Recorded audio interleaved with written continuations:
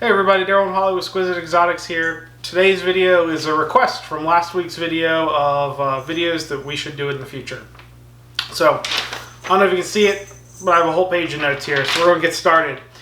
This one is going to be why we don't breed our own rats. So, starting off with a couple caveats. One of the reasons it makes it feasible for us not to breed our own rats is we have several local rat breeders to us that aren't that far away, and all of them allow us to get rats at basically we'll use Rodent Pro as a kind of a baseline, right? We can get prices around the same here for live or frozen from the rat breeders in this area, and we have multiples, so if something were to happen and one of them were to go out of business, we wouldn't just be up a creek without a paddle kind of deal. We would just switch to a different rat breeder or several if we had to like split up where we got rats from. Also, we have a fairly decent sized collection, so the reasons we kind of went this direction wouldn't work if you only have one or two animals. It probably wouldn't make sense. Actually, I know it wouldn't make sense. Or if you were paying like pet store $4 a rat kind of prices, which I've seen that and higher for smalls. I mean, we have a pet store, it's like almost $6 a small locally for a live rat. If you're paying that, then breeding your own rats makes a ton of sense too. But let us go through what we kind of laid out here, and hopefully it makes sense. The last kind of big note is to make the math easy, I'm going to make some generalizations with numbers. Bear with me to the end. I will put some caveats at the end for the numbers I'm about to give, but also understand that your numbers, if you try to do the same thing, may vary a little bit depending on what you do and don't account for. Things like housing, whether that be housing for additional snakes or housing for your rats, if you're breeding your own rats. I didn't account for that initial startup cost. I'm only accounting for specific items. So your numbers may vary a little. Please understand this is a very simplistic way to try to keep the video to not be a 45-minute video that's trying to go into every tiny little detail of this. So we're going to start with a little bit of math for a snake. So we're going to use in our example here an albino female. All right. Let's say an albino female lays a 6-egg clutch every other year on average. So that's basically 3 babies a year if you average that out. And we're going to work with a 1-year time period. So assuming half the babies are male and half the babies are female, again, averages. A male albino sells for about $200. And a female albino sells for about $250. So average a baby is about $225. If you have 3 babies a year at $225 a year, that's $675 a year. A piece. Sorry. Yeah. Did I say that right? Did I mess something up in there? Let me rephrase it. 3 babies a year at $225 a baby. Mm-hmm. Oh yeah, sorry. $225 a baby is $675 a year that you're making off of one albino female on average. Again, I have caveats at the end, so hold your criticisms there for a second. Rats. So we pay, give or take, whether stuff's on sale, about $1.75 for a small rat. Each adult, we are assuming, eats 1 rat a week. Now, we all know that they refuse occasionally, but worst case scenario, they're eating 1 rat a week. That's 52 weeks a year. So $1.75 at 52 weeks a year means it's $91 a year for us to feed 1 adult ball python. Now, I made an assumption here. I looked around online for about an hour or so and tried to find numbers from people on how much they say it costs them to produce a small rat when they're breeding it themselves. And I got numbers anywhere from about 35 cents to about 65 cents for them to produce a small rat. So that is, food and all the stuff that goes along with that. Not time. We're not talking time at all yet, and I'll get to that in a second. So we're going to use 50 cents on average for a small rat. You produce your own small rat, it's only going to cost you 50 cents instead of the $1.75 that we pay. So 52 weeks a year, assuming that the snake is eating once a week, times 50 cents is $26 a year. So instead of paying $91 a year for your frozen, you're paying $26 a year to feed that same snake, which is $65 a year savings for one snake. And you look at that number and go, wow, if I have a collection of 40 or 50 animals and I'm saving $65 a year on every animal, that is a significant savings. And I agree 100% there. But let's go a step further with that. So we know what our savings are now if we produce our own rats versus buying, and we also know what a single female albino, and I'm using albino because it's a simple gene, it's one gene, and you can reproduce it with 100% consistency, right? You can breed an albino to an albino every single year and get a clutch of albinos every other year. However often and however many eggs, every baby will be albino, and the albinos have had a pretty level price for a long time. So I think it's a good one gene animal that you can consistently produce. You don't have to worry about odds in the clutch. Albino to albino is always albino. So it's just a good example of an easy animal to use. So that's why I picked that. All right. So if we look at our $65 a year savings, right? And we look at the $675 a year from the clutch of albino babies, and we kind of divide those. So take that $675 that one albino female makes us a year, divided by the $65 a year savings, means that taking care of that one albino female pays for, in savings, the up to 10 rats a year. So it's 10.4. 675 divided by 65 is 10.4. So it takes care of 10 ball pythons a year. I know Holly's thinking, oh my God, this is a lot of math. And so, I'm the one who works in finance. Yes. So let me rephrase that and make it clear. $675 a year from one albino female breeding divided by the $65 a year savings means that one albino female breeding every year is the equivalent of the savings that we get for 10.4 snakes. $675 divided by 65 is 10.4, rounded. Okay, so we're just going to use 10. Okay, one albino female is equal to the savings of breeding rats for 10 snakes. So here's the choice. We can care for one albino female and her, we're saying average of 3 babies a year, for a year. And that makes us the same amount of money as taking care of 52 weeks a year times 10 snakes. So that's 52 weeks feeding 10 snakes. That's 520 small rats. So 520 small rats saves us $650 a year. So right around that same price, right? We're talking 675 versus 650. So that's just a double check of our math. So we can either breed 520 rats a year to save $650, or we can take care of one albino female ball python and her babies to save us or make us $675. So then the question is, do I want to take care of one albino female and her babies or 520 rats? And for us, looking at time, I'm going to take care of one snake and her babies versus 520 rats over the course of the year. So that is the reason that we really don't breed our own rats, is because I would much rather focus our efforts and our time on a few extra snakes to offset the cost of breeding our own rats than the time and effort it takes to breed your own rats. Now, like I said, there are definitely exceptions to that rule.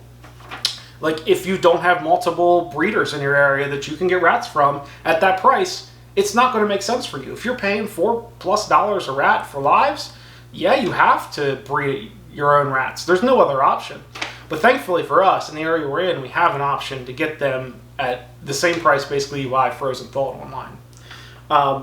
And the one caveat I kind of noticed when I was doing my math is, I assume that the babies sell for $675. There is some cost in producing the babies. There's some cost in feeding the babies before you sell them. So you're not truly making $675. But if you take that same example I just did and you run it with another simple one gene, guaranteed clutch, no odds, pied to pied pairing, all of a sudden those numbers shoot up dramatically because pieds are worth a lot more than albinos. And you're probably easily making the $675 I mentioned off of 3 babies. And that's after all the cost of raising the babies. You know, we always shoot for at least 80 grams and at least 3 meals on their own before we would sell an animal. That cost is easily offset if you talk about pieds. So if you're like, well, that number doesn't work because the animals don't sell for that much, switch out what I said, albino female to a pied female, and all of a sudden those numbers look even better for taking care of a snake versus taking care of 520 rats. Sorry, taking care of a snake and their babies versus 520 rats a year. So that's the reason for us. I think that covers everything. Like I said, I tried to simplify the math. So one more time, with the assumptions we made, basically you're making $675 a year from taking care of one albino and her babies, or I save $650 a year by taking care of 520 rats. Pretty easy, I think, for most people to see why, if you have that option, that it may make sense for you to just skip breeding rats and just buy what you need. So that's our take on it. Mainly it's a time thing, right? The time it takes to take care of the rats versus the time it takes to take care of one snake and some babies for a year. Hi, what you got to add? I had lots of numbers and lots of notes. No. It was all very good information. You did a lot of good research. For me, I think that, like you said, it's obviously all about what you can do and what you're comfortable doing and what you want to do.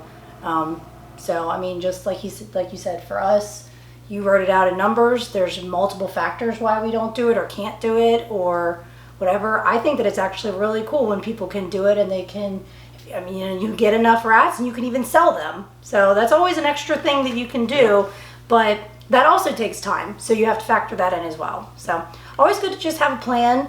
And, you know, it sounds, to me, even though I work with numbers every day, it sounds like Daryl went, you know, above and beyond in his research, which was very good. That's what you normally do, and did well to make sure that this was the best option for just us. Yeah. So I think that's, if you can do that and take a little bit of time, like you said, an hour, and go through it and figure out what's best for you or what you're willing to do, you know, and best of luck. So yeah, it's completely time driven, right? It's just, what is a better investment of our time? And to me, the snakes. Oh yeah, absolutely. You know, I'd much rather have even more than one snake versus taking care of 520 rats over the course of the year, growing up, taking care of cleaning them, all that stuff. Mm-hmm. I'd rather have 10 or 20 snakes rather than 520 rats. And I think part of that is I like handling the snakes. I like doing stuff with the snakes. I think rats are great animals. I think they make great pets. I think one of the best starter pets you can get for a kid, if he's looking for something cute and fuzzy, is a rat. Rats tend to bond with a single person. I've said to many people, and they're like, what pet should I get my kid as a first pet? And if the person isn't a reptile person, I say, get them a rat, because a rat is a really good pet for a kid. They're fairly easy care. Their only really downside is they have a fairly short life expectancy. Maybe that's a good opportunity for your kids to learn some lessons about the life cycle and life and death. Anyway, but listen. Holly and I both do this when we have to feed live rats. It's a cringy moment. I hate having to do it. It's what you have to do, right? You have to feed your animals, but one of the reasons we feed frozen thawed is that I know that the rats were humanely euthanized versus there's the debate of how humane feeding a rat is to a snake and how quick it is, and I can tell you I've seen both ends of the spectrum where the snake hits it and the rat's dead almost instantly, and I've also heard that same thing happen where a rat's struggling in there for minutes. And that can be hard, especially for an animal lover. You know, we're not just reptile lovers, we're animal lovers, and that's rough. So I don't know if I would, on top of the time thing, I would probably get attached to certain rats, and mm-hmm. that would be extremely difficult to then have to feed them off.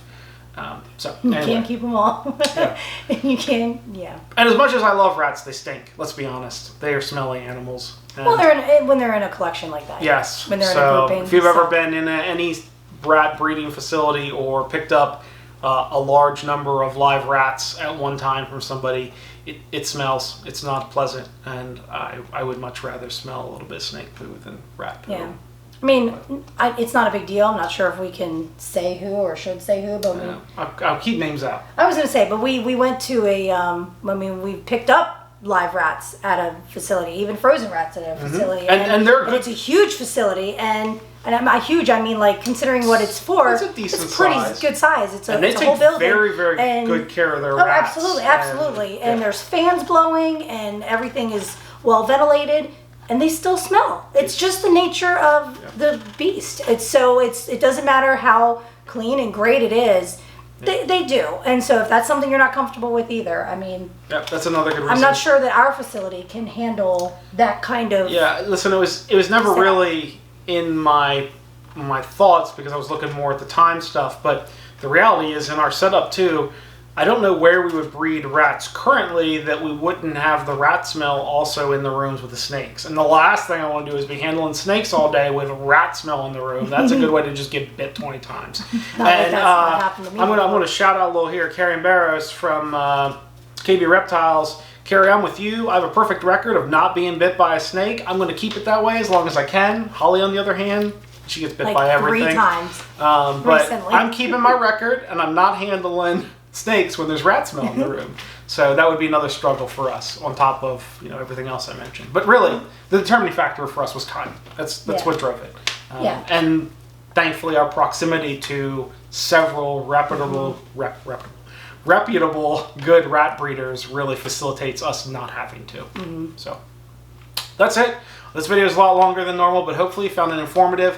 What I would do and ask is, if you disagree with me, please put it down in the comments. I love to have good conversations with people. We don't have to agree on everything. That is perfectly fine. I enjoy a good discussion with somebody of a different opinion. What I don't want is if you put in the comments and you write, "You're a dummy," I'm probably not going to reply to you because we're not going to have a good conversation. But I enjoy I hate using the word debate, but debate with somebody in a good conversational tone without all the Educational anger conversation. and Where you learn about the other's opinion, experiences. Like, that's what it comes down to, is a lot of people's opinion or processes is due to experience, due to life, how they have lived before, education that they've had. So, I mean, it is great. And Daryl's really good at that, to be able to actually converse with somebody and not blow a top off. It's like you're different. So. A non-confrontational. I can't talk tonight. It's midnight. almost midnight. A non-confrontational discussion. I enjoy those immensely. So if you disagree, please put it down in the comments. Or if you went through this and you have questions, you're like, "Wow, Daryl, you ran through some numbers really quick, and I am confused as all get up." Reach out to me. I'd be happy to, we can discuss it via PM in Facebook or a phone call or an email. You let me know. Or even just down in the comments. I'm more than happy to clarify everything I went through, where I got my numbers from, where my assumptions came from. But I think that covers the basis of why we don't do it. And hopefully it makes a sense to a lot of people. And listen, I'm not trying to change what anybody does. If you breed rats and it's working for you, don't change it just because of this video. I fully believe everybody should do what works best for them. And what works best for you might not be what works best for the next person. So, we humidify our rooms and use paper substrate rather than using coconut substrate like a lot of people do to keep the humidity up in their tubs. It's a completely different way to do it. It works better for us, but I can also see the advantages of using a coconut substrate over paper. We've used it for testing out some stuff, and it's fantastic. Yep. But it's still, we just didn't fit with our process and routine. And there's pros and cons, right, to everything. So just because we do it one way doesn't mean you should do it that way. And just because you do it one way doesn't mean that way is going to work for everybody, because it won't. It's just not the way things work. So I've rambled on long enough. That's okay. I know you guys enjoy shorter videos. Man, I am just, it's That's too late. It is I am okay. stumbling over everything tonight. It is okay. Hey, quick side note. I know we've already let this drag on, but Daryl's talking about track record. I've been bit many times by ball pythons and green tree pythons, and I'm kind of scared to death to get bit by a blood python because he is vicious when he gets his food. He is a hungry boy. But You say vicious. He is strength. He has a strong food response. So and he is a very strong animal. he's very strong. I will say that. That is, and he's lightning quick. So when he takes his food, if that was my hand, I'd probably, I would be in a little bit of pain. So that's what I was going to tell you, is if you are part of the club that has not been bit yet, don't stress when you do get bit. It is actually not that bad. It is okay. So hopefully that eased your feelings. Sorry. So we only have one blood python, and it's our first one. And I will say his time to grab and coil is remarkably faster than a ball python. And we only have one. So if you have a blood python and ball pythons, I would love to hear comments below about whether or not you've noticed that same thing. He is quick and like lightning quick, way faster than any of ball pythons are at taking a meal. He does not get in that strike mode, ready to go. He just lays there and bam. Yeah, it's within seconds. And you say seconds. No, it's under a second. It is fast enough that I couldn't pull. I know in feeding him, I could not pull my hand away before he would grab the rat even if I was trying to. With the ball pythons, in most cases, if they went to grab it, I would have enough reaction time, I think, to get the rat away from them before they grabbed it, in most cases. With him, I don't think I ever could. He is so fast. Anyway, we're definitely rambling now. We are definitely way over our time now. So, to be bit by either one. Lots of questions.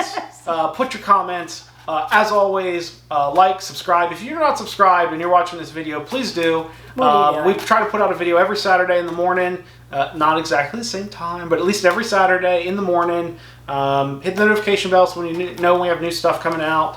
We always appreciate you letting us know what you want to see. We try to fill those in when we can. And as a reminder, everybody that's watching this, all of our animals go for sale on YouTube before they go to any other website, at least for a week. So though we do cross-post some of our YouTube stuff, it's only on YouTube. It's not on Morph Market. It's not on our private website. We tend to not put in any Facebook groups or anything like that, or any other places you may see an animal. It's on YouTube first. So if you want to know when we have animals available first, please subscribe, hit that notification bell so you know it's coming. All right.